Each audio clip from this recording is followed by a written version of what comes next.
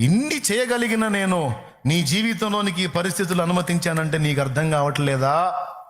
సమస్తము సమకూర్చి మేలు కలుగుటకే జరిగిస్తాను. గుర్తుపెట్టుకో, రెండంతలుగా మేలు చేయవలెనని ఉద్దేశించినందుననే నీకు శాశ్వత ప్రయోజనాన్ని కలిగించాలనే కొన్ని చేదులను నీ జీవితంలోకి అనుమతించాను. నేను అనుమతించిన వాటిని మౌనంగా సహించుటయే గాని ప్రశ్నించడం నీకు తగదు ఏవో. కానీ నీ వరుసగా నన్ను ప్రశ్నించావు, దూషించలేదు కానీ నన్ను పాయింట్అవుట్ చేసావు కదా. సారీ నాయనా. నీవైతే సమస్త క్రియలను చేయగలవు, నీకు అసాధ్యమైనది ఏదీ లేదు. అంటే దేవుని ఒకే ఒక్క సమాధానం ఏంటంటే, ఏబో ఇన్ని చేసినోడిని, ఇన్ని రప్పించినోడిని, ఇంత చక్రం తిప్పుతున్నోడిని, ఇంత కథ నడుపుతున్నోడిని నీ జీవితంలో అనుమతించానంటే దిమాకు లేకుండా అనుమతించాను అనుకుంటున్నావా? నీ కంటికి నేను పిచ్చోళ్ళలా కనపడుతున్నానా? నీ కంటికి నేను అన్యాయస్తుడిలా కనపడుతున్నానా? ఎట్లా కనపడుతున్నా నీ కంటికి నేను? ఇప్పుడు ఎవరికి పోయింది మైండ్? ఎవరికి పోయింది? పోయింది. ఇదే డైలాగ్ ఈరోజు నీతో కూడా అంటాడు దేవుడు. అందుకని ఆ ముఖ కోసం చెప్పా. ఇప్పుడు ఆల్రెడీ మీలో కొంతమంది ఎరుగున్నారు, అందుకే మళ్ళీ ఒకసారి టచ్ చేశాను అనమాట. ఏవో 39 అధ్యాయాలు మొత్తుకున్నాడు, నాకెందుకు ఇట్లా చేశావు? నేను ఎంత భక్తుడిని, ఎంత మంచోడిని, ఎంత నీతిమంతుణ్ణి, బీదలకు సాయం చేశాను, విధవరాంటను ఆదరించాను, వృద్ధులను ఆదరించాను, వస్త్రహీనుడికి వస్త్రం ఇచ్చాను, దిక్కులేని వారికి చేయూతనిచ్చాను, అన్యాయం అయిపోతున్న వాడికి వాని పక్షంగా నిలబడి అన్యాయం చేసిన వాడిని తన్ని వాడి దవడ మీద కొట్టి వాని నోట్లోనేది లాగి వీనికి ఇచ్చాను. నేను పొరుగువాని భార్యను ఆశించలేదు, అక్రమంగా ప్రవర్తించలేదు, ఎవని సొమ్ము కూడా అన్యాయంగా పట్టుకోలేదు. రోజు పరిశుద్ధ బలులు నీకు అర్పించాను. ఏం తప్పు చేశాను? ఏం అన్యాయం చేశాను? ఎవడికి ద్రోహం చేశాను? నాకెందుకు ఇలా చేశావు నువ్వు? మళ్ళీ ఎవరన్నా బయట వాళ్ళు వచ్చి దేవుణ్ణి తిట్టంటే తిట్టడు. దేవుణ్ణి తిట్టు అంటే తిట్టమన్న వాళ్ళని తిట్టి పంపించాడు. వాళ్ళు ఆవిడేలే. దేవుణ్ణి దూషించి సావు అంది. మూర్ఖురాలు మాట్లాడవు పనికి మళ్ళిందానా? అన్ని ఇస్తేనే ఎగురుకుంటే అన్ని పొందదగుతాం, కానీ కొద్దిగా ఏదన్నా శ్రమ పొందాలంటే మాత్రం దేవుణ్ణి తిట్టాలా అన్నాడు. స్తోత్రం అన్నాడు లేదా? ఆమె తిట్టి పంపించాడు దేవుడిని. వల్ల నోటి మాటలతోనైనా పొరపాటు పలకలేదని ఏబు 2లో ఉంది. ఫ్రెండ్స్ వచ్చారు. ఫ్రెండ్స్ వచ్చి భార్య ఏమందంటే, నువ్వు మంచోడివి, దేవుడు తేడా, దేవుడిని తిట్టాను. అప్పుడు ఆమెను తిట్టి పంపించాడు. దేవుడు తేడా అంటావు, పనికి మళ్ళీ నెనపు అని. ఓకేనా? ఫ్రెండ్స్ వచ్చి నువ్వు చెడ్డోడివి, దేవుడు మంచోడిని సపోర్ట్ చేశాడు. నువ్వు చెడ్డోడివి కాబట్టి ఈ కర్మలన్నీ నీకు వచ్చినాయి. నువ్వు చెడ్డోడివి కాబట్టి ఈ పరిస్థితి నీకు వచ్చింది. మంచోళ్ళకి ఎందుకు వస్తాయి? దేవుడు అన్యాయస్తుడు కాదని వాళ్ళు మాట్లాడుతుంటే, అవునా సరే కూర్చోండిరా మాట్లాడదాం అని 3వ అధ్యాయం దగ్గర నుంచి 39వ అధ్యాయం దాకా వాయించి పెట్టాడు. దేవునికి స్తోత్రం కలుగును గాక. ఎక్కడి నుంచి ఏడదాకా? 3 నుంచి 39 దాకా. ఏమండి, దాదాపు ఫ్రెండ్స్ని 36 దాకా. అక్కడి నుంచి మళ్ళీ దేవుడు ఎంటర్ అవుతాడు అన్నమాట. ఎక్కడ? 37లో. ఏమండి, 38లో.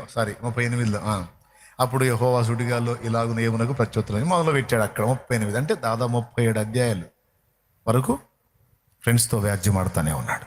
ఏమని అంటే, దేవుడు మంచోడు, దేవుడు న్యాయవంతుడు, నువ్వు తేడా అన్నారు కదా. ఓకే, దేవుడు తేడా అని నేను అనట్లా. దేవుడు నీతిమంతుడు, న్యాయవంతుడు, కానీ నాకు మాత్రం అన్యాయం చేశాడు. ఏ గ్రంథం చదివారా మీరు? బాధ వచ్చింది, ఏడుపు వచ్చింది, నవ్వు వచ్చింది, ఆశ్చర్యం కలిగింది, అన్నీ వస్తాయి చదివితే. దేవుడు న్యాయవంతుడు అండి, దేవుడు నీతిమంతుడే మీరు చెప్పటం ఏంది? నేను ఒకప్పుడు మీకు చెప్పిన వాడిని అయితే, కానీ నా విషయంలో మాత్రం అన్యాయం చేశాడు. నేనేం తప్పు చేశానని నా పిల్లలకు ఆ గతి పట్టించాడు. 10 మందిని ఒక్కసారే తీసుకున్నాడు. ఎంత అన్యాయం ఇది! ఏదో ఒకడరా తీసుకుని కొంతమంది బతకనిచ్చాడు, మొత్తాన్ని లేపేశాడు. ఆస్తులు, అంతస్తులు, దాసదాసి జనాంగం, నా దాసులకు నేను అసహ్యుణ్ణయ్యాను. నా మందను కాసే కుక్కలతో కూడా సమానం కాని వెధవలు నా గురించి చెడ్డగా మాట్లాడుతున్నారు. ఈ శరీరం చూడండి ఎంత రోగగ్రస్తమైపోయిందో, ఎందుకు నాకు ఈ పరిస్థితి అని మొత్తుకున్నాడు. సరే, 38లో దేవుడు ప్రత్యక్షమయ్యాడు. ప్రత్యక్షమైనప్పుడు ఏబు నీకు ఎందుకు వచ్చింది ఆ పరిస్థితి అని చెప్పాలిగా. ఆయన ప్రత్యక్షమై ఆ భూమికి పునాది వేసినప్పుడు నువ్వు ఏడున్నావు అంటాడు. అర్థమైందా? నేను అమ్మాయి నువ్వు చర్చికి ఎందుకు రాలేదు అన్నప్పుడు అనే నువ్వు వాచి పెట్టుకోలేదేంది అన్నట్టు. దేవునికి స్తోత్రం. నా వాచ్ సంగతి సరే కానీ నువ్వు చర్చికి ఎందుకు రాలేదంటే నేనేందన్నా వేరే కళ్ళజోడు పెట్టుకున్నావు, నా కళ్ళజోడుతో నీకెందుకు, నువ్వు చర్చికి ఎందుకు రాలా అని అనుకో. అన్నయ్య మొత్తానికి ఏదో కటింగ్ చేయించినట్టు నాకు జుట్టు శుభ్రంగా ఉందన్నయ్య, అట్నే ఉండు అంటే ఎట్లుంటుంది? ఇంక మెంటలా, నేనేం అడుగుతున్నాను నువ్వేం చెబుతున్నావు అన్నట్టు ఉంటుందా ఉండదా? ఏబుకి దేవుడికి ఇద్దరికి అంతే ఉంటుంది చూడండి. ఈయనేమో నాకు ఈ బాధలన్నీ ఎందుకు వచ్చినాయి, నాకు ఈ గతి ఎందుకు ప్రాప్తించింది ఏం అడుగుతుంటే ఆయన అంటాడు నేను భూమికి పునాది వేసినప్పుడు ఏడన్నా, దేవదూతలందరూ ఆనందించి జయధ్వనులు వేసినప్పుడు ఉదయ నక్షత్రం ఏకంగా కూడా పాడినప్పుడు దాన్ని మూలరాత్రి వేసినోడు ఎవరు? మృగశీర్షకు కట్లు విప్పగలవా? నీటి గుర్రం గురించి నీకు తెలుసా? దాని నోట్లో ప్రవాహ జలాలు వస్తాయి నీకు తెలుసా? మకరమును నువ్వు శూలంతో గుచ్చగలవా? నిప్పుకోడి సంగతి నీకు తెలుసా? నిప్పుకోడితో నాకెందుకు, నీటి గుర్రంతో నాకెందుకు, మకరంతో నాకెందుకు, ఎందుకు నాయనా నాకు మాట్లాడుతున్నావు? కానీ ఇదంతా సుడి గాలిలో ఉండే మాట్లాడాడు దేవుడు. ఎక్కడుండి మాట్లాడాడు? చివరికి కనువిప్పు కలిగింది ఏబుకి. ఇదంతా అయిన తర్వాత ఏబన్నాడు, తేడా పడ్డానయ్యా, నిన్ను గూర్చిన వార్త వింటిని ఇప్పుడు కన్నులారా నిన్ను చూచుచుంటిని, కావున నన్ను నేను అసహించుకొని బూడిదలోను ధూళిలోను పడి పశ్చాత్తాపడుతున్నాను అన్నాడు 42లో. ఏమండి 41 42? 42 పర్లేదు, ఈ మధ్య గుర్తుంటుంది. 42లో విషయం ఏంటంటే ఆయన ఏదో అడిగాడు 3వ అధ్యాయం నుంచి 37వ అధ్యాయం వరకు. సరే 38లో ఈయన ఎంటర్ అయ్యి 41 దాకా ఈయనేందో మాట్లాడాడు. ఆయన ఏందో మాట్లాడాడు 3 నుంచి 37 వరకు. సరే 38లో ఎంటర్ అయ్యి ఈయన 41 అధ్యాయం వరకు ఈయనేందో మాట్లాడాడు, ఇద్దరికి సంబంధం లేదు. కానీ 42కి వచ్చేటప్పటికి నాకు మ్యాటర్ అర్థమైపోయింది, నువ్వు గొప్పోడు నేను తేడా అన్నాడు ఏబు. అసలు ఏం జరిగిందో మనకేం అర్థం కాదు. అర్థం కాకపోవటానికి ఏముంది, సింపుల్గా ఏబే చెప్పాడు 42:1-2లో, నీవు సమస్త క్రియలను చేయగలవని నీవు ఉద్దేశించినదేది కూడా నిష్ఫలము కానేరదని నేను ఇప్పుడు తెలుసుకుంటుని, నీవు సమస్త క్రియలను చేయగలవనియు అన్నాడు. నీవు సమస్త క్రియలు చేయగలవనే మాట ఎందుకు వాడాడంటే దేవుడు ఏబును అడుగుతున్నాడు, బాయ్ తెగ నిందిస్తున్నావుగా నన్ను, నీవు నిర్దోషి అనిపించుకోవటానికి నన్ను దోషం చేస్తున్నావుగా, నేను చేసే నువ్వు చేస్తావా? భూమికి పునాది వేద్దామరా, భూమిలో ఒక రేణు అంత కూడా ఉండను ఆయన, నేను ఎట్లా పునాది వేస్తాను? మరి నేను వేస్తా. మృగశీర్ష నక్షత్రానికి కట్లు విప్పుదాం దా. నక్షత్రానిక? భూమి ఎక్కడ, నక్షత్రం ఎక్కడ? భూమి కంటే ఎన్నో రెట్ల పెచ్చు నక్షత్రం అంటే. దీనిలోనే ఒక అణువంత దేలనైతే నేను నక్షత్రాన్ని కట్లు విప్పేదానికి నాకెక్కడ కుదిరిద్ది? నేను చేస్తా. నక్షత్ర రాసులు వచ్చినట్లు చేయగలవా? ఒక నక్షత్రానికే నేను చెందని వాడిని, చెల్లను. రాసులు ఎట్లా వస్తాయి? అది నా వల్ల ఎక్కడ? మరి నేను చేస్తా. సరే నక్షత్రాలు భూమి వద్దులే, నీకు అంత సీన్ లేదులే, కానీ నిప్పుకోటి సంగతి ఏందన్నాడు. నక్షత్రాలు భూమి వద్దులేమ్మా, నీకు అంత సీన్ లేదు కదా. నిప్పుకోడి సంగతి నువ్వు ఎరిగిన నిప్పుకోడి సంగతి ఏందన్నాడు, మకరం సంగతి ఏందన్నాడు, నీటి గుర్రం సంగతి ఏందన్నాడు. ఇవన్నీ నా వల్ల కాదని అర్థమైపోయింది ఏబుకి. నువ్వు చేసేవన్నీ నేను చెయ్యలేను, నా చేత కాదు, కానీ నీవైతే సమస్త క్రియలను చేయగలవు, నీకు అసాధ్యమైనది ఏదీ లేదు. అంటే దేవుని ఒకే ఒక్క సమాధానం ఏంటంటే, ఏబు ఇన్ని చేసినోడిని, ఇన్ని రప్పించినోడిని, ఇంత చక్రం తిప్పుతున్నోడిని, ఇంత కథ నడుపుతున్నోడిని నీ జీవితంలో అనుమతించానంటే దిమాకు లేకుండా అనుమతించాను అనుకుంటున్నావా? నీ కంటికి నేను పిచ్చోళ్ళలా కనపడుతున్నానా? నీ కంటికి నేను అన్యాయస్తుడిలా కనపడుతున్నానా? ఎట్లా కనపడుతున్నా నీ కంటికి నేను? ఇప్పుడు ఎవరికి పోయింది మైండ్? ఎవరికి పోయింది? పోయింది. ఇదే డైలాగ్ ఈరోజు నీతో కూడా అంటాడు దేవుడు. అందుకని ఆ ముఖ కోసం చెప్పా. ఇప్పుడు ఆల్రెడీ మీలో కొంతమంది ఎరుగున్నారు, అందుకే మళ్ళీ ఒకసారి టచ్ చేశాను అన్నమాట. ఇన్ని చేయగలిగిన నేను నీ జీవితంలోనికి ఈ పరిస్థితులు అనుమతించానంటే నీకు అర్థం కావట్లేదా? సమస్తము సమకూర్చి మేలు కలుగుటకే జరిగిస్తాను. గుర్తుపెట్టుకో, రెండంతలుగా మేలు చేయవలనని ఉద్దేశించినందుననే నీకు శాశ్వత ప్రయోజనాన్ని కలిగించాలని కొన్ని చేదులను నీ జీవితంలోకి అనుమతించాను. నేను అనుమతించిన వాటిని మౌనంగా సహించుటయే గాని ప్రశ్నించడం నీకు తగదు ఏవో. కానీ నీ వరుసగా నన్ను ప్రశ్నించావు, దూషించలేదు కానీ నన్ను పాయింట్అవుట్ చేసావు కదా. సారీ నాయనా. సరే పో, బాధపడ్డావుగా, పశ్చాత్తాపడ్డావుగా, పో, దీవిస్తున్నానులే. దేవుణ్ణి పాయింట్అవుట్ చేసిన ఏబునేమో దీవించాడు, దేవుని పక్షంగా వాదించిన వాళ్ళనేమో సావగొడతాను అన్నాడు. విచిత్రం. చదివారు ఏబు గ్రంథం? చదవండి, భలే ఉంటుంది అసలు. మళ్ళీ ఏబే రిక్వెస్ట్ చేయాల్సి వచ్చింది. సమస్త క్రియలను చేయగల దేవుడు అనవసరంగా నీ జీవితంలోకి పరిస్థితులు అనుమతించాడు అంటే ఖచ్చితంగా న్యాయమైన కారణం ఉంటుంది, దానికి ఊహించనంత అద్భుతమైన జవాబు ఉంటుంది.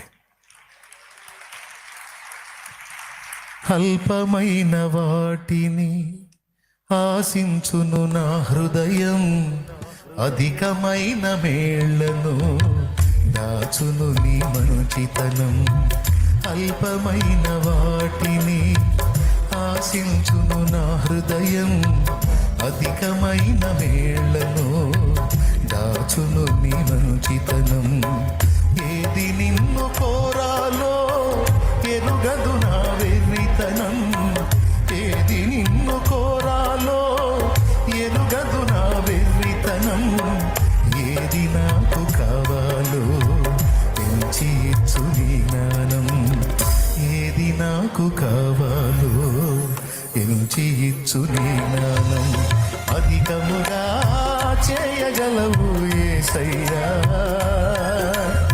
నాకు చాలిన దేవుడవు. పడో పడో.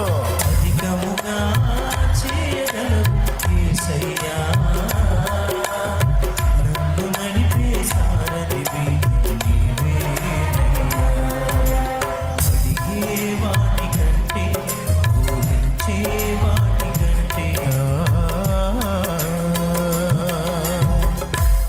ఇప్పుడు చెప్పండి, మీరు ఎవరికైనా డౌట్ ఉందా? ఎవరన్నా నాకెందుకు ఎట్ట చేశాడు దేవుడు అంటావా? అన్నయ్య నాకెందుకన్నయ్య ఇలా చేశాడు ప్రభు అంటావా? అప్పుడు దేవుడే నీ ముందు నిలబడతాడు, నిలబడి మళ్ళీ మొదలు పెడతాడు. భూమికి పునాదులు వేసినప్పుడు నీవు ఎక్కడ? ఉదయ నక్షత్రములు ఏకముగా కూడి పాడినప్పుడు, దేవదూతలందరూ ఆనందించి జయధ్వనులు చేసినప్పుడు దాన్ని మూలరాతిని వేసిన వాడేవాడు. నువ్వు వేస్తావా? నాకంత సీన్ లేదు. మరి నాకుంది, నీకు లేదుగా, నాకుంది. ఆ నక్షత్ర రాసులు వచ్చినట్లు చేయగలవా? అంత సీన్ నాకు లేదు. భూమి మీద వాటికి ప్రభుత్వమును నియమించగలవా? మరి నాకుంది. ఏం తెలుసు నాయన నీకు? ఏం తెలుసమ్మా నీకు? నన్ను ప్రశ్నించటం తెలుసు, సనగటం తెలుసు, గొనగటం తెలుసు, సీదేయటం తెలుసు, నా కర్మాన్ని ఎత్తి బాదుకోవటం తెలుసు. పిచ్చి మొహమా అయ్యా, నేను నిన్ను ప్రేమిస్తున్నాను, నా చేతులే నిన్ను నిర్మించినాయి, నీకోసం నా ప్రాణమే దారపోసాను. నా ప్రాణం కంటే ఎక్కువగా నిన్ను ప్రేమించిన నేను తెలిసి తెలిసి శ్రమకు అప్పగించానంటే నీకు అర్థం కాలేదా దాని వెనక నీకు మేలుందని? నీ జీవితంలోకి అవి అనుమతించబడకపోతే నీవు శాశ్వత నష్టాన్ని పొందే అవకాశం ఉంది. అది నీకు ఎదురు కాకుండా నీవు శాశ్వత ప్రయోజనం పొందునట్లు కొన్ని అవసరమయ్యే నేను అనుమతించాను. నేను ఎట్లా కనపడుతున్నాను? నీకు పిచ్చోళ్ళలా కనపడుతున్నానా? అప్పుడు నువ్వేమనాలి? అనంత జ్ఞాని అనికి మొత్తుకోవాలి. ఏం మొత్తుకోవాలి? విశ్వానికి యజమాని, నా హృదయపు అభిమాని, నా జీవిత చుక్కాని నీవే. అనంత జ్ఞాని, విశ్వానికి యజమాని, నా హృదయపు అభిమాని, నా జీవిత చుక్కాని నీవే. అంతే అని నోరు మూయి, అంతే. ఇంకా ఈరోజు చేదును అనుమతించిన దేవుడు, మారాను అనుమతించిన దేవుడు మాధుర్యమైన అనుభవాలు, మధురమైన అనుభవాలు కూడా రానిస్తాడు. Don't worry. రానివ్వకపోయినా పర్వాలా, ఫిక్స్ అయిపోను అంతే. కానీ నా దేవుడు ఏది చేసినా, నాకే పరిస్థితి అనుమతించినా దాని వెనక సంపూర్ణ న్యాయమే ఉంటుంది. ఆయన అన్యాయము చెయ్యడు. ఓకేనా? రైట్. ఇప్పుడు గాలి దగ్గరకు వద్దాం. మళ్ళీ ఇప్పుడు సుడిగాలి వారం నుంచి డైవర్ట్ అయ్యాం. నేను గాలిని మర్చిపోను. మీకు పైన గాలి తోలినా తోలకపోయినా ఈ గాలి మాత్రం ఇలా తోలాల్సిందే. స్తోత్రం. సుడిగాలిలో ఏబునకు ప్రత్యక్షమై తన ప్రత్యక్షతనిచ్చాడు. అదే సుడిగాలిలో ఏలియాను ఆరోహణం చేశాడు.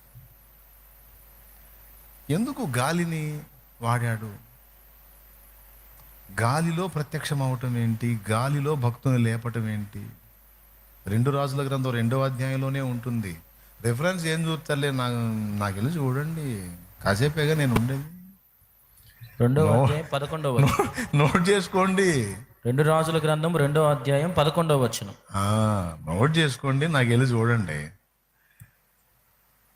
ఏవు ఎదుట సుడిగాలిలో ప్రత్యక్షమై తన ఆలోచన విధానాన్ని బయలుపరిచి భక్తునికి ప్రత్యక్షతనిచ్చి జీవిత సత్యం నేర్పాడు నా తండ్రి సుడిగాలిలోనే. ఇక్కడ ఏలియాను అదే సుడిగాలిలో ఆరోహణం చేశాడు. ఇక్కడ ఈ సుడిగాలి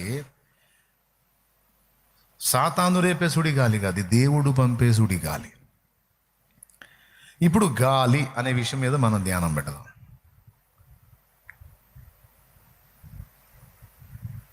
దీని మీద కొంచెం ఆలోచించినప్పుడు గ్రంథంలో కొన్ని విచిత్రమైన విషయాలు బయటపడ్డాయి. దేవుడైన యెహోవా నేల మంటి నుండి నరుని నిర్మించి, ఆదికాండం 2:7 ఉంటుంది, నాకెళ్ళి చూడండి. దేవుడైన యెహోవా నేల మంటి నుండి నరుని నిర్మించి వాని నాసికారంధ్రములలో జీవవాయువును ఊదగా నరుడు జీవాత్మాయను అన్నాడు. ఊదిందేమో వాయువు, అయిందేమో ఆత్మ. యెహెజ్కేలు గ్రంథము 37వ అధ్యాయములో ఎండిపోయిన ఎముకలు గల లోయలోనికి యెహెజ్కేలును దించి, నరపుత్రుడా నీకేం కనపడుతుందని అడిగినప్పుడు ఎండిపోయిన ఎముకలు కనపడుతున్నాయి అన్నాడు. సరే, నేను సెలవిచ్చానని చెప్పు వాటికి. ఎండిపోయిన ఎముకలారా యెహోవా మీకు సెలవిచ్చినదేమనగా అని మొదలుపెట్టి, మిమ్మల్ని సమకూరుస్తాను, మీ మీద మాంసం పొదుగుతాను, నరములు అల్లుతాను, చర్మం కప్పుతాను అని చెప్పవయ్యా అన్నాడు. ప్రవచించాడు. దేవుడు ఏం చెప్పాడు ఆ మాట భక్తుడు పలికాడు. పలికిన తరువాత ఎండిపోయిన ఎముకలై చల్లా చెదురై కుప్పలు తెప్పలుగా పడున్నటువంటి ఆ రాశి మొత్తం, ఆ ఎముకల రాశి ఒక క్రమ వరుసలో పేర్చబడి దాని మీద మాంసం అల్లబడి, నరములు అల్లబడి, చర్మము కప్పబడి రెడీ అయిపోయినాయి. ఇప్పుడు ఒక మాట చెప్పండి, దేవుడు జీవవాయువును ఊదక ముందు ఆదాము అనేవాడు ఏమై ఉన్నాడు? మట్టి బొమ్మ. పెద్దగా స్తోత్రం చెప్పండి. ఏమై ఉన్నాడు? మట్టి బొమ్మ. ఓకేనా? రైట్. ఎండిపోయిన ఎముకలన్నీ కూడా తిరిగి సమకూర్చబడి మాంసమల్లి, నరములల్లి, చర్మము కప్పి అంతా రెడీ అయింది. కానీ జీవవాయువు ఊదల. అప్పుడు అది ఏమై ఉంది? శవం. మాంసం ఉంది, ఎముకలు ఉన్నాయి, నరాలు అల్లబడ్డాయి, చర్మం కప్పబడింది, అయినా చేతనం లేదు, కదలిక లేదు. అప్పుడు అదేమై ఉంది? మీరు చెప్పండి. శవమేగా. రైట్. అప్పుడు మళ్ళీ దేవుడు అన్నాడు, యెహెజ్కేలు ప్రవచించు, జీవాత్మ నలువైపుల నుండి వచ్చి వీరి మీద ఊపిరి విడువు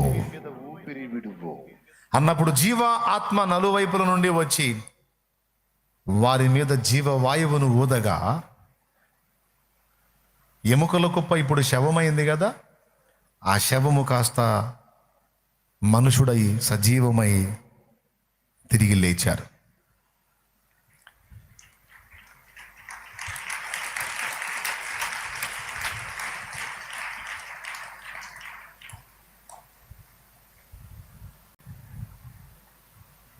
అందుకు జీవవాయువు ఎప్పుడైతే వచ్చిందో అలాగే వచ్చేసింది మొత్తం. బ్రీత్ తీసుకుంటున్నారు చూడండి, జాగ్రత్తగా వినండి. ఇప్పుడు మళ్ళా గాలి దగ్గరికి వద్దాం, మన పాయింట్ దగ్గరికి. గాలి అనగానే మనకు బాగా అలవాటు అయిపోయింది ఏంటంటే, మనకు తగిలే గాలి, మనం టైర్లో నింపే గాలి కదా, ఫ్యాన్ వేస్తే మనకు తోలే గాలి, ఈ గాలే. కానీ గాలి ఒక ఆత్మ అని మనకు తెలియదు. కానీ గాలి ఆత్మ. అది ఇక్కడ పాయింట్. గాలి ఎక్కడి నుండి వస్తుందో, ఎటు పోయిద్దో నీకు తెలియదు, కానీ వచ్చిద్ది. ఆ శబ్దమే వింటావు, కానీ నీవు దాని ఉనికిని, దాని కదలికని నువ్వు శాసించలేవు, దాన్ని కంట్రోల్ చేయలేవు. ఓకే? పరిశుద్ధాత్మ కూడా అంతే. ఆయన కదలికల్నే నువ్వు గుర్తుపడతావు, కానీ ఆయన్ని కంట్రోల్ చేయగలిగే సీన్ ఎవ్వరికీ లేదు. అలాగే ఆత్మ మూలంగా పుట్టి ఆత్మ చేత నడిపించబడేవాడు కూడా జనాలకు అర్థం కాడు. నిన్న మొన్నటిదాకా ఒక రకంగా ఉంటాడు, ఇప్పుడు పరిశుద్ధాత్మ ప్రవేశించి వాని జీవితాన్ని మార్చిన తర్వాత వీని లైఫ్ ఇంకో టైపులో మారింది. అరే, నేను వాడితో పాటు నేను కూడా తాగటం అలవాటు అయ్యాను, కానీ నేను మానుకోలేకపోయాను. వాడు ఎట్లా మానుకున్నాడంటే పరిశుద్ధాత్మ గాలి దోలిందిరా వాడి మీద. ఆత్మ ప్రవేశం జరిగింది వానిలో. వాడు ఎక్కడ బలహీనుడై ఉన్నాడు, ఇప్పుడు వాడు అక్కడ బలవంతుడై ఉన్నాడు. కొడితే గట్టి కొడు. వాడెక్కడ బలహీనుడై ఉన్నాడు, ఇప్పుడు వాడు అక్కడ బలవంతుడై ఉన్నాడు. కారణం వాయువు, పరిశుద్ధాత్మ గాలి. దేవునికి మహిమ కలుగునుగాక. పెంతెకోస్తు పండుగ నాడు పరిశుద్ధాత్మ అభిషేకము అపోస్తల మీద దిగొచ్చినప్పుడు బలముగా వీచే గాలి వలె మా హృదయాలలోకి రండి దేవా. బలముగా వీచే గాలి వలె మా హృదయాలలోకి రండి దేవా. రండి రండి రండి రండి పరిశుద్ధాత్ముడా, రండి రండి రండి రండి పరిశుద్ధాత్ముడా. సముద్రాన్ని పాయలు చేసినప్పుడు యెహోవా తూర్పు గాలిని రప్పించి ఆ గాలి చేత సముద్రములో మధ్య ఆరిన నెల ఏర్పరిచిననుంది. మనం చూస్తే మామూలు గాలి అనుకుంటాం, కానీ మామూలు గాలి వలన కదా, పరిశుద్ధాత్మ వలన జరిగిన కార్యం అదే. అక్కడ సముద్రము మధ్యన ఆరిన నేల ఏర్పరిచి నీళ్లు గోడల వలె నిలబెట్టినటువంటి శక్తి పరిశుద్ధాత్మ ద్వారా జరిగింది.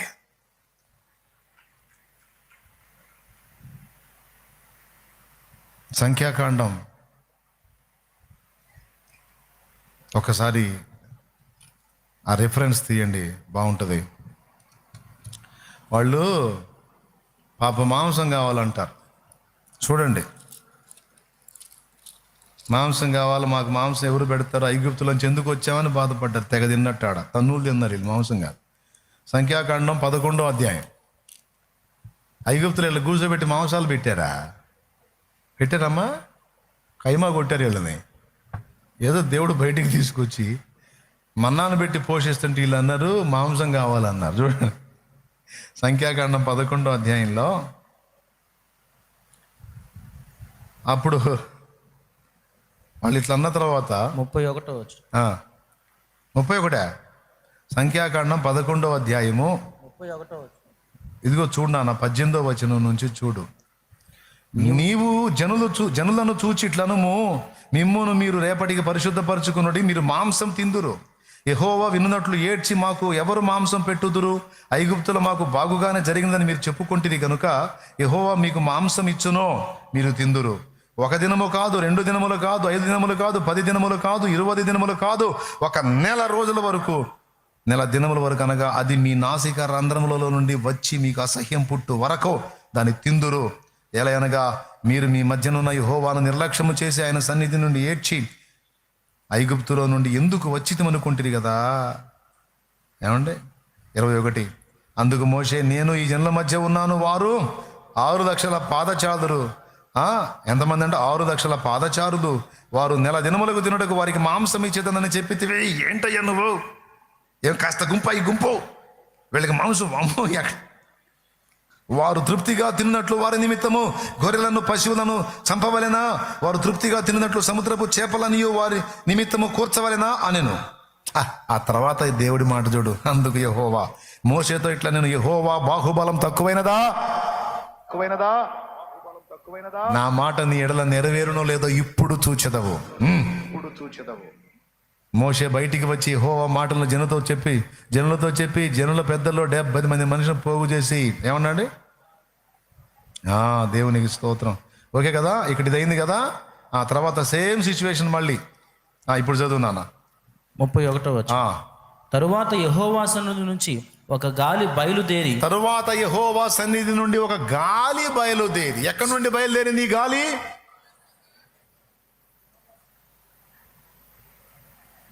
ఏంది గాలి?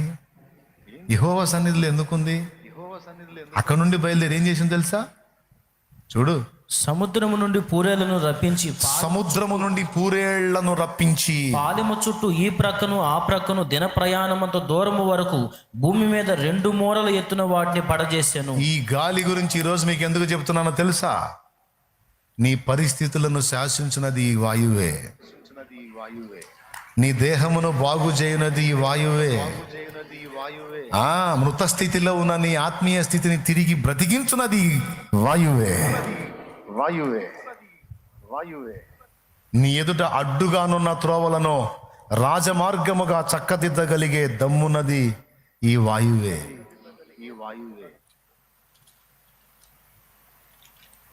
ఆత్మీయ జీవితంలో మృత స్థితికి వెళ్ళిపోయి శవముగా జీవించుచున్నవన్న పేరు. మరి నీకు తెలియని పాట అయింది. మృతుడవే నీవు అన్నాడుగా. ఆ మృతుడు మళ్ళా బ్రతకాలంటే వాయువే రావాలి. అది యెహోవా యొద్ద నుండి రావాలి. దేవుడైన యెహోవా నేల మంటి నుండి నరుని నిర్మించి వారి నాసికారంధ్రములలో జీవవాయువును ఊదగా ఎవరు ఊదారు తెలుసా? వాయువునే. ఆయనే మనము బ్రతుకున్నట్లు అని ఊదితే శారీరకంగానైనా ఆత్మీయంగానైనా తిరిగి బ్రతకగలం. అలా బ్రతికించున్నది ఆయన నోటి ఊపిరి. ఆ ఊపిరి మరెవరో కాదు, దేవుని ఆత్మ, పరిశుద్ధాత్మ.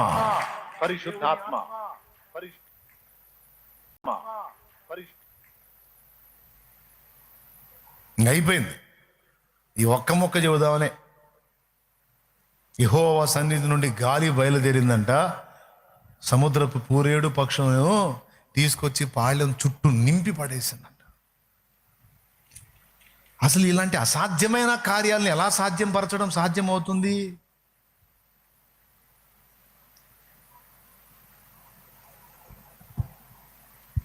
ఇక నుంచి మీరు దేవునికి ప్రార్థన చేయండి, అయ్యా నీ వాయువును పంపు తండ్రి, నేను బ్రతుకుతాను అనగా నీ ఆత్మను పంపు, నీ ఆత్మను పంపు నాయన, నేను బ్రతుకున్నట్లు, నేను స్వస్థత పొందినట్లు నీ ఆత్మను పంపు, నా ఎదుట అడ్డుగా ఉన్నటువంటి అడ్డుగోడలన్నీ 2 పాయలగునట్లుగా నీ ఆత్మను పంపు. నాయన, నేను నా వారి ఆత్మీయ భౌతిక ఆకలి తీరునట్లు నీ వాయువును పంపు నాయన. నీ సన్నిధి నుండి నీ ఆత్మను పంపు.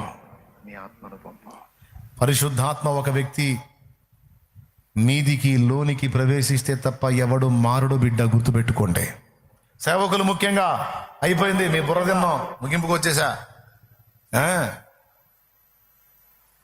ఏందో గాలి అన్నాడు, మొదలు పెట్టాడు. ఈ గాలి ఎప్పుడు కాగిద్దో ఏమనుకోవాలి. నేను ముందే చెప్పా, కాసేపే మీ మధ్య ఉండే తర్వాత నేను అదృశ్యం అవుతానని.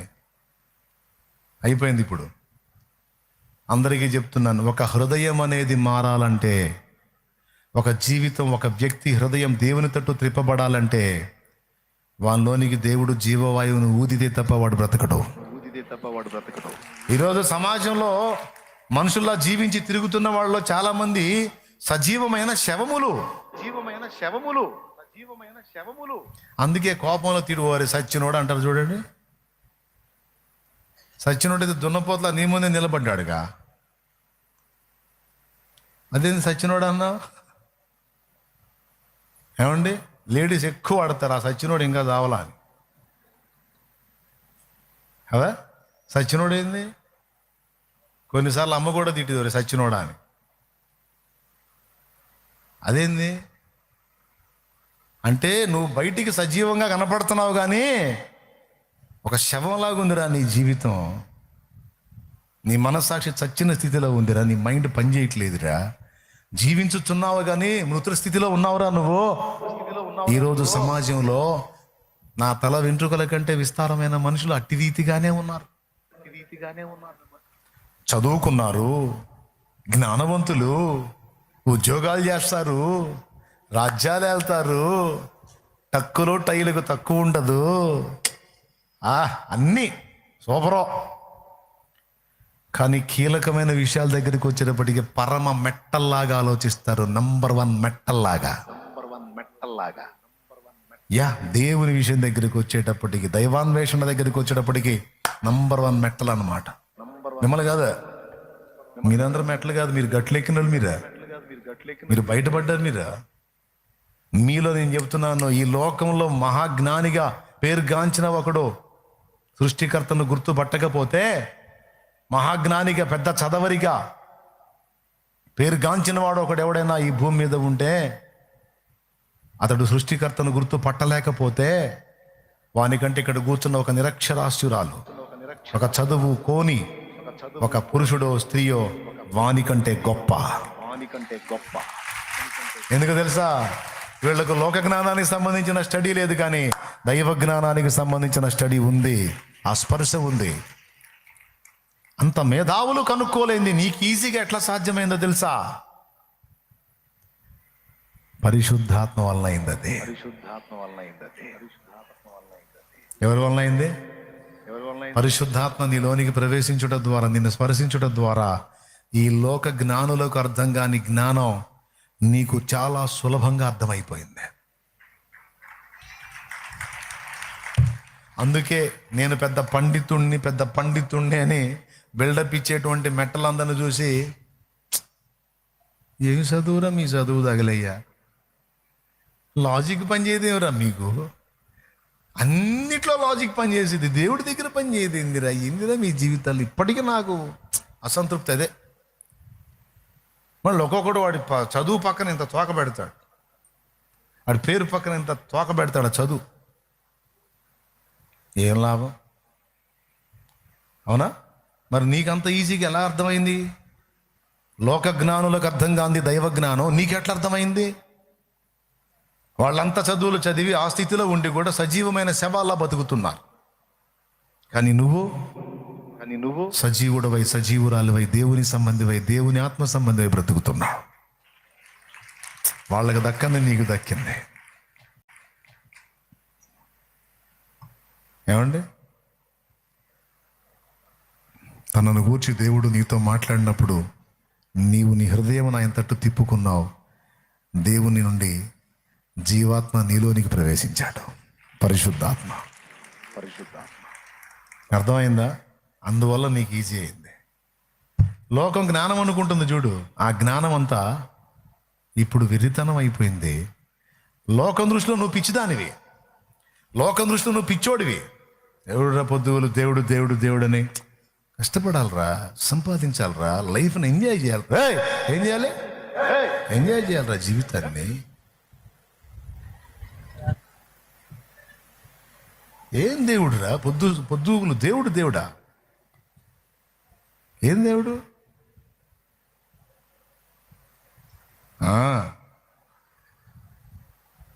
మరి నువ్వేమంటా? ఏనే సెకండా? ఫస్ట్ అయితే దేవుడే. వాడు వెళ్తా ఏం చేయదు తెలుసా? మీ అమ్మకి నాన్నకి వీడికి బాగా పిచ్చెక్కిచ్చారు ఆ పాస్టర్ గాడు వాళ్ళు. పాస్టర్ గాడు వాళ్ళు వీడికి బాగా పిచ్చెక్కిచ్చారు. వీడు వదలడు, ఇక వాడికి బాగా ఎక్కింది, నా క్షణానికి ఎక్కింది, ఇంక కష్టం. ఈ అమ్మాయికి బాగా మెస్మరైజ్ చేశారు వాళ్ళు, బాగా పిచ్చెక్కిచ్చారు. వెర్రి ఎక్కింది, పిచ్చిది అయిపోయింది. అమ్మాయి చూడు అసలు యేసుప్రభు ఎక్కిచ్చారు, మెంటలు ఎక్కిచ్చారు. ఇక ఆ మనిషిని మార్చడం కష్టం అనుకుంటాడు. ఈ మేధావి మేతావు బాగా మేసావు అన్నమాట. ఎవరు పిచ్చోళ్ళు? నశించు వారికి నీ సిలువా పెరితనముగనున్నది. నశించు వారికి నీ సిలువా పెరితనముగనున్నది. రక్షింపబడుతున్న పాపికి దేవాని శక్తి అయ్యున్నది. రక్షింపబడుతున్న పాపికి దేవాని శక్తి అయ్యున్నది. నీ రక్తమే నన్ను శుద్ధీకరించు, నీ రక్తమే నా బలము. నశించు వారి కంటే ఆయన సిలువ ఎట్టుందంట?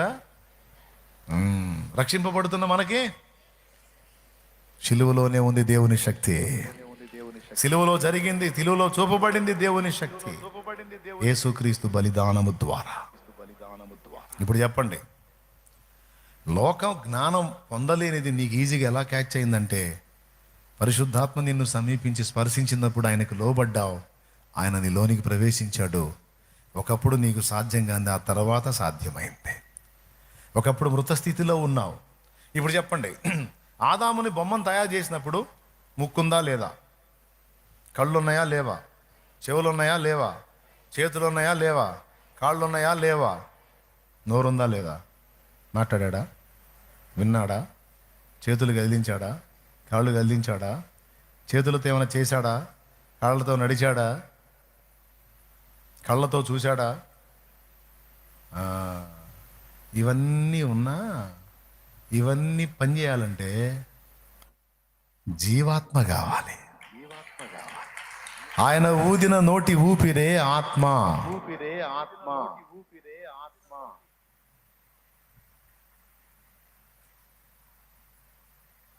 ఊదిందేమో వాయువు, జీవవాయువు, అయిందేమో ఆత్మ. కాబట్టి ఇప్పుడు ఇక బైబిల్లో వాయువు అని నీకు తగిలితే, గాలి అని తగిలితే, అక్షరార్థమైన గాలి అనుకో. ఒకవేళ ఈ గాలి గురించి నువ్వు ఆలోచించుకున్నా కూడా ఇది కూడా ఆత్మే. ఆత్మయే జీవింపజేయుచున్నది కానీ శరీరము కేవలము. ఈ గాలి ఆగిపోతున్నాయి, నీ సంగతి ఏం తేలుస్తా? ఆపే, కాసేపు ముక్కుమై. ఇది కూడా నీ కంటికి కనబడని అదృశ్య శక్తే. ఇది కూడా దేవుని ద్వారానే మనకు లభిస్తుంది. ఇది క్షణం ఆపిన, లేదా ఒక నిమిషం ఆపిన, క్షణం అయితే కాదులే, నిమిషం ఆపితే చాలు, అంటే 60 సెకండ్లు ఆపితే చాలు. ఒప్పుకుంటారా?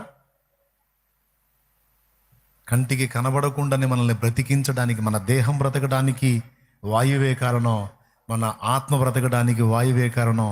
అసలు మన ఆత్మ వాయువే. కొంచెం లోతుకెళ్తే మైండ్ బ్లోయింగ్ విషయాలు ఉన్నాయి. దేవునికి స్తోత్రం.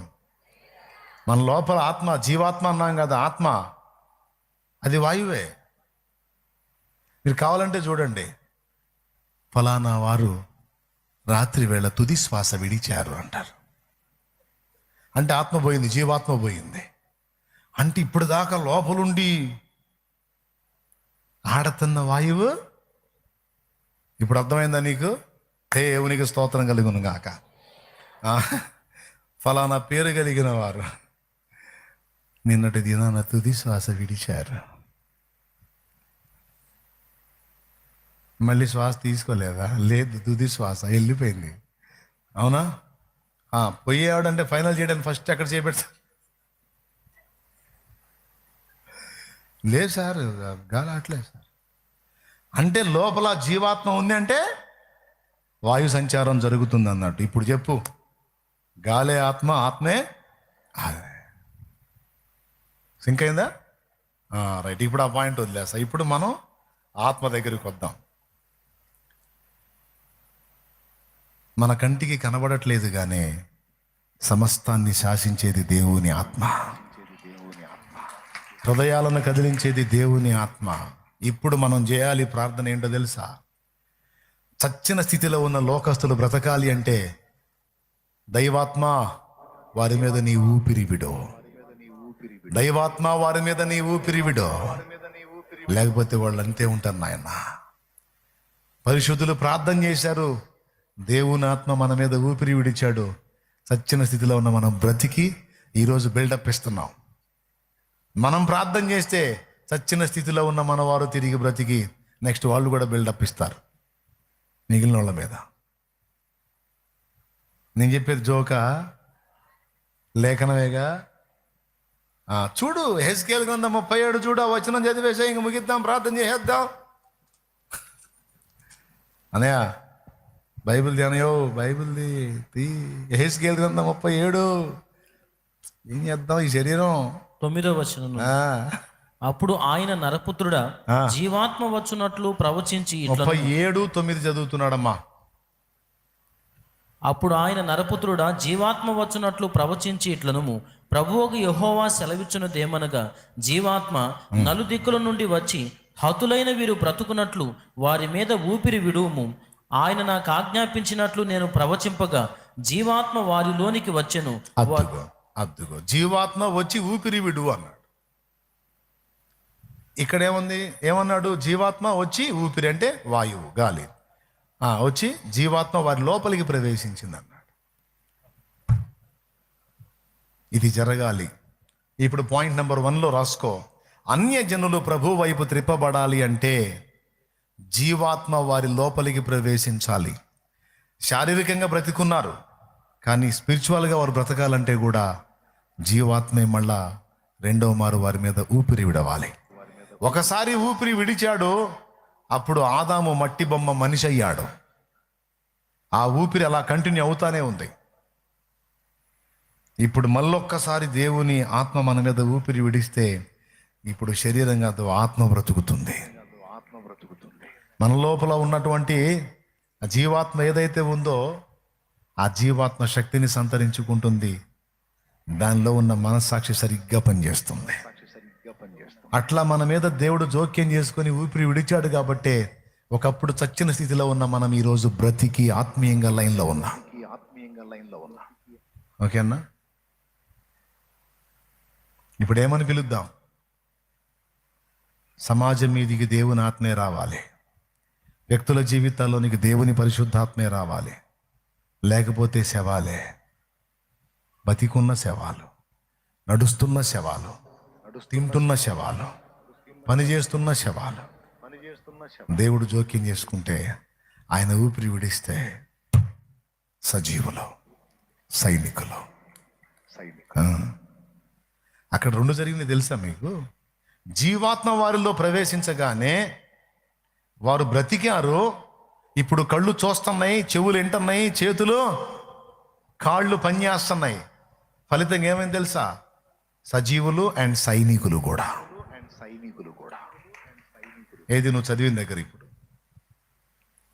అలాగే ఆదాము దేవుని దగ్గర నుండి జీవవాయువు ఆదాములోకి ఎప్పుడైతే ప్రవేశించిందో అప్పటిదాకా కళ్ళున్నాయి, చూడట్లా, ఇప్పుడు చూడటం మొదలు పెట్టాడు. చెవులున్నాయి, వినలా, ఇప్పుడు వింట మొదలు పెట్టాడు. ఏమండి? దేవుని ఆత్మ ఎప్పుడైతే మనిషి మీద ఊపిరి విడుస్తాడో అప్పుడు బ్రెయిన్ పని చేయటం మొదలుపెట్టింది. నా భాష చెప్పాలంటే సింపుల్గా, అప్పటిదాకా ఊడికి మైండ్ పని చేయదు. మనకు పని చేసిందే. అసలు ఎందుకు పుట్టామని తెలుసా, ఎందుకు బతుకుతున్నాం తెలుసా, సత్యాడికి పోతాం తెలుసా, నిజమైన దేవుడు ఎవరో తెలుసా, ఏం చేశాడో తెలుసా, ఎందుకు మనం సృష్టించాడో తెలుసా? ఏదో పుట్టాం, బతికాం, నడుస్తున్నాం. కానీ ఎప్పుడైతే ఆయన జోక్యం చేసుకొని మన జీవితాల్లోకి ఎంటర్ అయ్యాడో అప్పుడు బ్రెయిన్ పనిచేయటం మొదలుపెట్టింది. ఇప్పుడు మనకి లైఫ్ అర్థమైంది. ఈ భూమి మీద జీవితం కొంతకాలం తర్వాత నిత్య జీవంలోనికి వెళ్తాను. భూమి మీద ఉన్నంత వరకు నా కోసం నేను బ్రతకటం కాదు, ప్రజల కోసం బ్రతకాలి, ప్రభువు కోసం బ్రతకాలి. నన్ను సృష్టించినటువంటి సృష్టికర్తకు నా మీద ఒక ప్రణాళిక ఉంది, ఉద్దేశం ఉంది, ఆలోచన ఉంది. దాన్ని నెరవేర్చాలి. ఆయన చిత్తం ఏంటో ఎరిగి నేను దాన్ని సాధించాలి. నన్ను భూమి మీద పంపించినందుకు కర్తవ్యాన్ని నెరవేర్చి మళ్ళీ వెళ్ళి ఆయన ముందు నిలబడాలి అని మీరు ఎంతమందికి అర్థమైంది? అర్థమైందా? ఇప్పటికైనా అర్థం కాలేదా? అట్లయితే ఇప్పుడే ప్రార్థన చేస్తా, దైవాత్మ వచ్చి వీరి మీద ఊపిరి విడు. ఎందుకంటే ఇక్కడ కూడా చచ్చిపోయిన వాళ్ళ స్థితిలో చాలా మంది ఉన్నారు. బతకాలి ప్రభు అని ప్రార్థన చేస్తా. చెప్పండి, ఉన్నారు ఎవరన్నా? రేపు అందరు బ్రతికే ఉన్నారుగా. ఒకసారి పక్కన వాళ్ళు చూడండి. సోదరి, నీవే స్థితిలో ఉన్నావు? మృత స్థితిలో ఉన్నావా? సజీవురాలవు కమ్ము. సోదరుడా, నిద్రించుతున్న నీ మృతులలో నుండి మేల్కొనుము.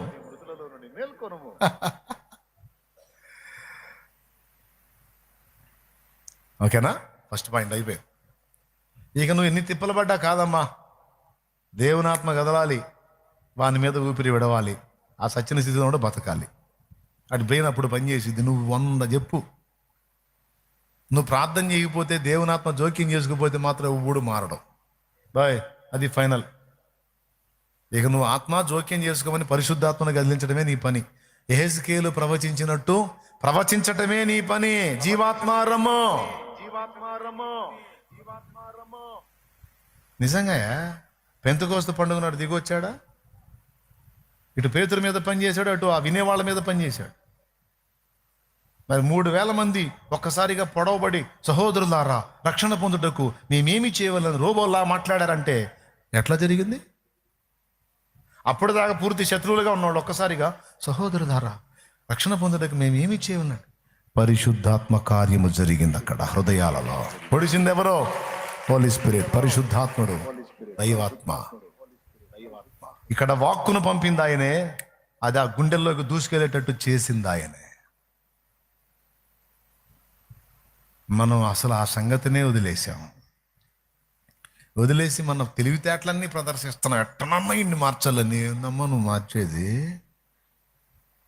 ఏందయ్యా నువ్వు మార్చేది? ఏం కాదు. అట్లా ఏదో చూపించే ప్రేమ చూపించు, చేసే సేవ చేయి, అదంతా తర్వాత సెకండ్. మొదటైతే వానిలో దేవుని ఆత్మకార్యం జరగాలి. ఓకేనా? అది మొదటిది. రెండవది, నీ ఎదుటనున్న అవరోధములు తొలగిపోవాలన్నా కూడా దేవుని ఆత్మే జోక్యం చేసుకోవాలి. నీ ముందున్న నిండు బండిలా ఉన్న సముద్రము 2 పాయలై నీకు త్రోవ ఏర్పడాలంటే ఆ త్రోవను కూడా ఆయనే కల్పించాలి.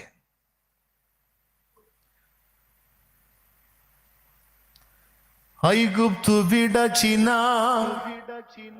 ఎర్ర సముద్రము అడ్డురానే వచ్చనే. ముగిస్తున్నా వినండి. నీ బాహుబలమే నన్ను దాటించి శత్రువునే కూల్చెనే. ఏమిటి ఆయన బాహుబలం? పరిశుద్ధాత్ముడి నీ ముందు మార్గం సరళం చేసేవాడు. అందరి విశ్వాసులకైనా సేవకులకైనా ఆయనే. ఆయన జోక్యం చేసుకోకుండా, దేవుని గాలి వీయకుండా నీ వల్ల కాదు, నా వల్ల కాదు. 2. ఓకేనా?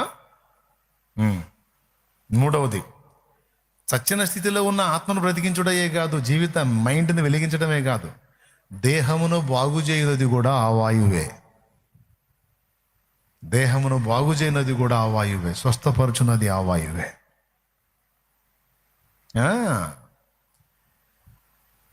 మరణాన్ని దూరం చేయనది కూడా ఆ వాయువే. సుడిగాలి గుర్రం తిప్పి లేపేశాడు ఏలియాని. రేపు చాలా మందిని అంతే లేపబోతున్నాడు యేసయ్య రెండవ రాకడలో. చంపేస్తానంది యెజెబెల్. ఏంటమ్మా నువ్వు చంపేది? అసలు మరణమే లేకుండా నా దాసుడిని తీసుకుంటాను లేపాడు సుడిగాలిలో. రోగమును బాగు చేయనది దేవుని ఆత్మే, మరణమును దూరము చేయనది కూడా దేవుని ఆత్మే. మరణము తప్పించుట యెహోవా వశము. ఓకేనా? అయిపోయింది. 3. 4, దురాత్మను అంటే దుష్టగాలిని వెళ్ళగొట్టినది కూడా దైవగాలే. ఓకేనా? అసలు ఏ గాలి లేకుండా ఖాళీగా ఉన్నావు అనుకో, అయిపోతావు. ఉంటే ఆ గాలన్నా ఉంటుంది బాడీలో, లేకపోతే ఈ గాలన్నా ఉంటుంది. ఒకప్పుడు ఆ గాలి ఉండిందిలే, ఇప్పుడు ఆ గాలి పోయింది, దేవుని వాయువు చేరింది లోపలికి. ఇప్పుడు మారింది పరిస్థితి. అది స్థిరం అవ్వాలి. ఈ వాయువును బయటికి పంపించావు అనుకో, ఆ వాయువు ఎంటర్ అయితే అప్పుడు నువ్వు అనంత వాయువుల్లో కలిసిపోతావు. జాగ్రత్త. ఏమైనా అర్థమైంది నేను చెప్పింది? అంతా గాలే.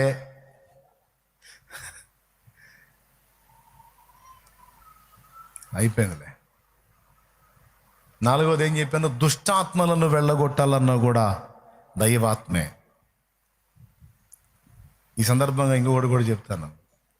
నువ్వు మాట్లాడటం, నువ్వు తాకటం, స్పర్శించటమే కాదు, నువ్వు దేవుని ఆత్మతో నిండిన వ్యక్తి అయితే నీవు నడుస్తూ వెళుతున్నప్పుడు నీ గాలి తగిలిన అవతలాడి హృదయంలో కార్యం జరిగిద్ది. అంతే. భక్తుల జీవితాల్లో జరిగింది అది.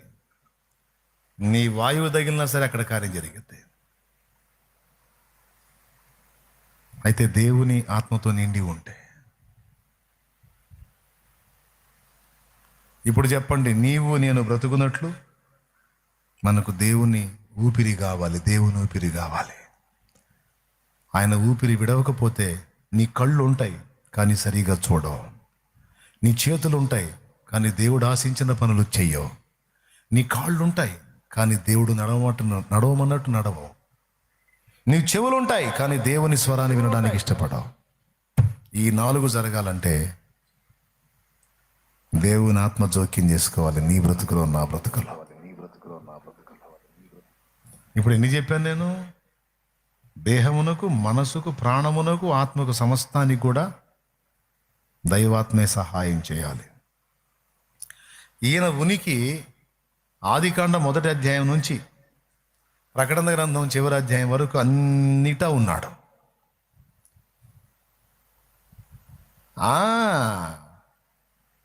పెండ్లి కుమారుని రమ్మని యేసు రమ్ము అని ఆత్మయు సంఘమును చెప్పుచున్నారు. ఆదికాండ 1వ అధ్యాయం 1వ వచనం. ఆది యందు దేవుడు భూమి ఆకాశములను సూచించెను. భూమి నిరాకారముగాను శూన్యముగాను ఉండెను. చీకటి అగాధ జలములపైన కమ్మి ఉండెను. దేవుని ఆత్మ జలములపైన అల్లాడుచుండెను. ఆత్మ. ప్రకటన గ్రంథం 22వ అధ్యాయం చివరి లైన్ 17వ వచనం. ఆత్మయు పెండ్లి కుమార్తెయు రమ్ము అని చెప్పుచున్నారు. ఓకేనా? ముగింపు. ఆత్మయు పెండ్లి కుమార్తెయు రమ్ము అని చెప్పుచున్నారు. అక్కడ కూడా ఆత్మ. నరుని ఏ ఉద్దేశంతో నిర్మించడం మొదలుపెట్టాడో, ఈ సృష్టి ఏ ఉద్దేశంతో ఈ భూమిని నిర్మించడం మొదలుపెట్టాడో, ఆ ఉద్దేశము ఆరంభించింది ఆయనే, నెరవేర్చడానికి మొదలుపెట్టింది ఆయనే, ఫైనల్లో ముగించింది కూడా పరిశుద్ధాత్ముడే.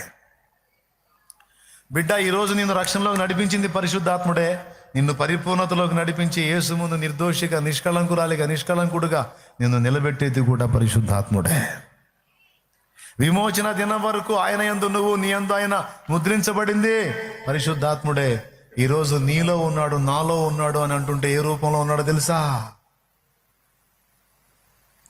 వాయు రూపంలోనే మనలో పనిచేస్తున్నాడనే ఒక విచిత్రమైన ప్రత్యక్షత నాకు కనపడ్డప్పుడు ఆశ్చర్యం కలిగింది. నాకు దేవునికి మహిమ కలుగును గాక. హల్లెలూయా.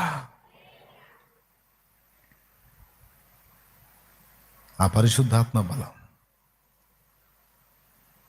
ఇకపోతే ఇప్పటి వరకు బైబిల్ నిరూపణలో పరిశుద్ధాత్మ అనే ఆ వాయువు ద్వారా ఏమేం జరుగుతాయో చెప్పాను కదా.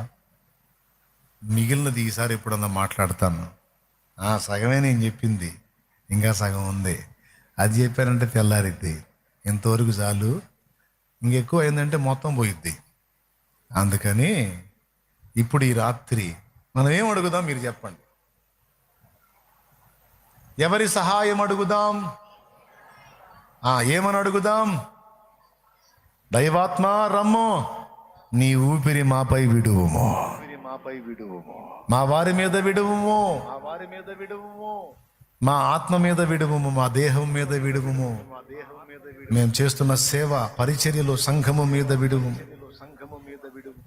మా సమాజం మీద విడువుము. అక్కరలు తీర్చు ఆత్మ.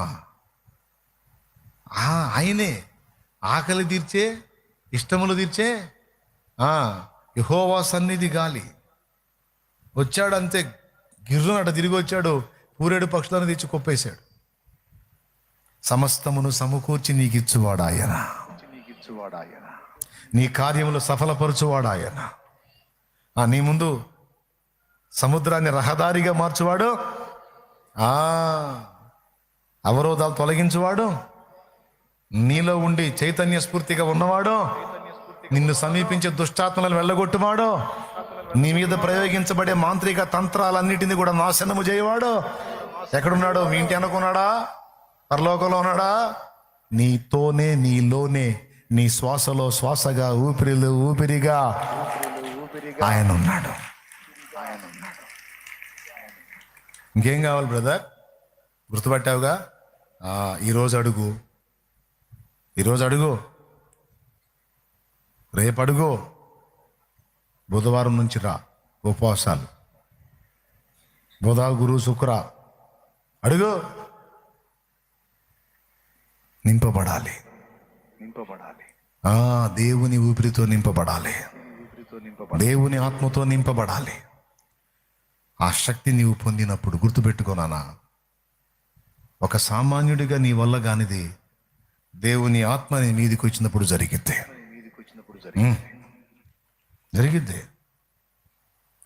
జరిగింది. సంసోను పెద్ద పెద్ద మోకులతో బంధించారు. యెహోవా ఆత్మ సంసోను మీదికి రాగా నిప్పు తగిలిన నూలు వలె, అగ్ని తగిలిన నూలు వలె అవన్నీ కూడా తెగిపోయాట, పుట్ పుట్ పుట్ తెగిపోయాయి. ఎలా సాధ్యమైంది సంసోనుకు అంతటి బలం? దేవుని ఆత్మ ఆయన మీదికి రావటం వల్ల జరిగింది. అది ఆ శక్తి నీకు ఆత్మ ఇస్తాడు. కాబట్టి అడగాల దేవుణ్ణి. రండి, మోకాళ్ళ మీదకి రండి, దేవుణ్ణి యాచిద్దాం రండి.